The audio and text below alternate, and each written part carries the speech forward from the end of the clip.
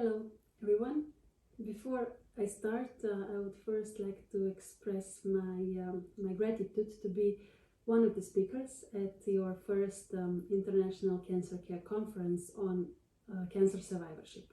Congratulations to the organizers for this very important event that pays attention not only to cancer and its treatments, but also to a topic that has been pretty much overlooked so far, and that is the best possible quality of life after all the treatments are over and the cancer was defeated. Cancer is a very serious disease, we all know that, and we are probably all aware of that. I'm sure we all have experiences with this disease, unfortunately. Some as patients, some as his or her loved ones. Although cancer itself does not necessarily mean the end of life, it certainly changes it greatly. Survivors want their life, of course, to return to normal as soon as possible, but it may take them months or even years to find that new normal. After completing their treatments, they face many of life's challenges, and they often do not have access to the help they need to get back on their feet and to cope with the physical, emotional, and also financial problems. Cancer has a major effect on relationships, families, and partnerships. Survivors suffer from chronic problems that greatly affect quality of their life and often face the fear that the cancer will recur. At this time, when they would need support, many feel abandoned. And we in the European Parliament are aware of all this. And therefore, in June last year, we set up a special parliamentary committee to fight cancer, of which I am a member. And over the last year, we have worked intensively on a draft motion for a resolution on strengthening Europe in the fight against cancer towards comprehensive and coordinated strategy. And we have a special chapter in there it's for now draft resolution, but in this chapter we also focus on supporting people who have survived cancer.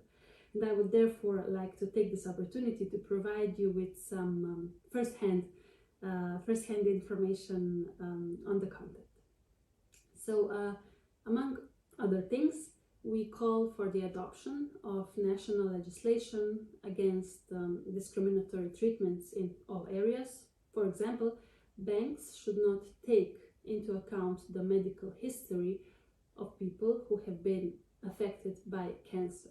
And the same, of course, also goes for the insurance policies. It is also essential to provide supportive care, to restore aesthetic integrity, and to recognize the consequences of cancer treatments. We also call on the member states to improve the reintegration of cancer survivors into the labor market and to facilitate the return of cancer survivors to school. We also advocate specific EU recommendations for measures for cancer survivors to prevent the recurrence of primary cancer and the development of new cancers, and also to ensure their rehabilitation. We believe that the European Agency for Health and Safety at Work should be actually given a stronger and more important role in promoting good practice in the member states with respect to the integration of cancer patients and cancer survivors into the workplace and their protection from discrimination. This is really very important. And as part of the Europe's Beating Cancer Plan, a study is also announced which will map national employment and social protection policies and identify obstacles in the remaining challenges.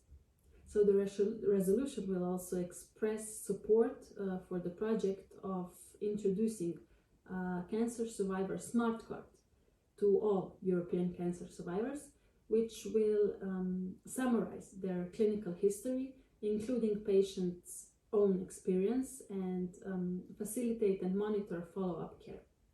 At the same time, we recall the need to promote the progress already made in France, Belgium, Luxembourg, and the Netherlands, where cancer survivors enjoy the so-called right to be forgotten. We want and we demand that by 2025 at the latest, all member states guarantee the right to be forgotten to all European patients, 10 years after the end of their treatments and 5 years after the treatment for patients whose diagnosis was made before age of 18. This is just a brief summary of the legislative changes we can expect in the event, of course, of the adoption of the resolution, which is going to happen in the next couple of months. However, events such as today's are certainly a very, very, very valuable source of information, experience, and challenges for us, members of the Parliament and decision makers, so that in our work we will be able to meet the real needs of both cancer patients and survivors. I wish you a successful conference, all the best, and especially I wish you a good health.